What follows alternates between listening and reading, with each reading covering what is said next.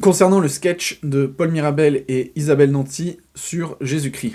Comme d'habitude, il y a toujours des abrutis qui ont crié au blasphème. Donc à ces gens, je les invite à quitter de suite la France et d'aller dans n'importe quel pays religieux, qui est souvent bien en retard au niveau de l'évolution humaine. Ils s'y plairont peut-être plus. Ensuite, pour réagir aux justement réactions des différents chroniqueurs de TPMP. Donc bien sûr, il y en a une partie qui ont été choqués par ce sketch, parce que, oh là là, ça parle de la religion, c'est mal, donc bien sûr, ils sont d'accord avec les abrutis de Twitter. Et ça ne sert à rien de juger un sketch ou un truc comme ça par son humour, par savoir si c'est drôle ou pas, parce qu'encore une fois, ça dépend de chacun. Il y en a qui vont trouver ça nul, il y en a qui vont trouver ça bien. On interdit ou pas un sketch à sa drôlerie, on va dire. Ensuite, pour le côté choquant et humiliant. C'est complètement con de dire que le sketch, donc je vous invite à le regarder, l'extrait du sketch de Jésus, il n'y a rien de choquant ou d'humiliant pour les chrétiens. Ce n'est même pas comparable, par exemple, avec Charlie Hebdo, où eux, ils font vraiment des satires bien grasses, bien dégueulasses, que ça soit pour l'islam ou le christianisme, par exemple. Là, c'est un sketch qui est drôle et qui reprend justement tous les codes de ce qu'on sait dans la Bible,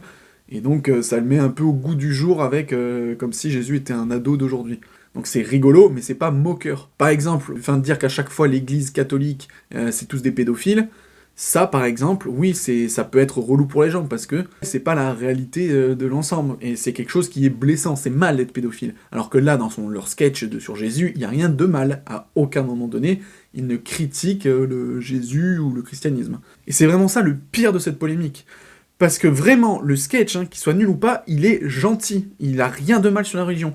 Et que des gens se sentent offusqués par ce genre de sketch, c'est hyper grave. Parce que vraiment, si ces abrutis arrivent à se multiplier assez pour renverser au niveau démographique la tendance, et qu'on arrive à un point où en France, on peut même pas faire de sketch de ce genre-là, alors là, je vous raconte même pas Charlie Hebdo, ça sera fermé officiellement. Là, ce genre d'humour, si les gens sont choqués par ça, mais vraiment, mais qui dégage de ce pays, parce que c'est un enfer, vraiment c'est un enfer. Et enfin, j'aimerais revenir sur la réaction de Béatrice Rosen, appuyée par Géraldine Maillet, qui dit que elle n'est pas choquée par ce sketch, mais qu'en fait elle en a marre qu'on tape toujours sur le christianisme, et qu'on peut se permettre n'importe quoi comme humour ou tout ce que vous voulez sur le christianisme, sous-entendu qu'elle trouve qu'il y a deux poids deux mesures, c'est-à-dire qu'on peut ouvertement écraser, piétiner le christianisme, alors qu'il y a d'autres religions qui sont beaucoup plus sensibles et qu'on ne peut pas toucher. Elle ne les cite pas, mais bien sûr, elle veut parler de l'islam et du judaïsme, parce que bon, à un moment donné, il faut pas être un abruti fini, elle parle pas du shintoïsme ou du taoïsme, elle parle bien des religions qui sont les plus présentes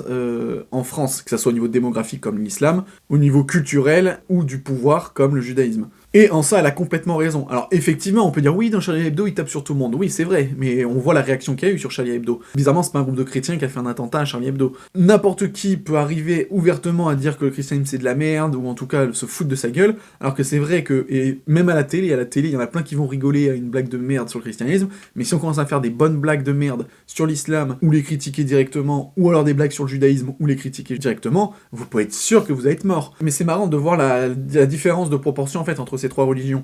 C'est comme le grand-père, le père et le fils. Où le grand-père serait le judaïsme, le père le christianisme, et le fils l'islam. L'islam, vu que c'est la religion la plus jeune, on peut l'assimiler à des enfants, ou en tout cas des jeunes adultes qui sont beaucoup plus guerriers, véhéments, et qui vont réagir fortement, violemment à une provocation. C'est le cas là avec l'islam, que ça soit dans le monde, avec ce qui se passe.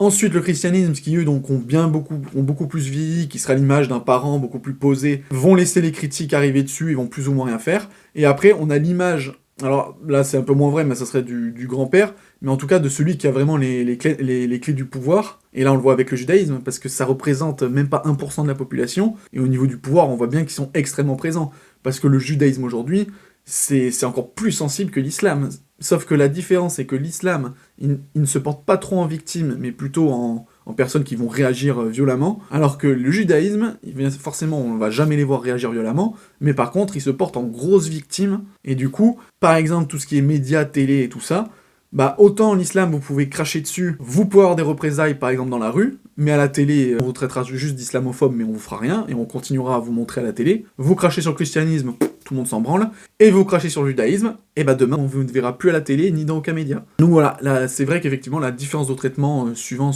les religions sur lesquelles on tape, est différente, et c'est effectivement bien visible.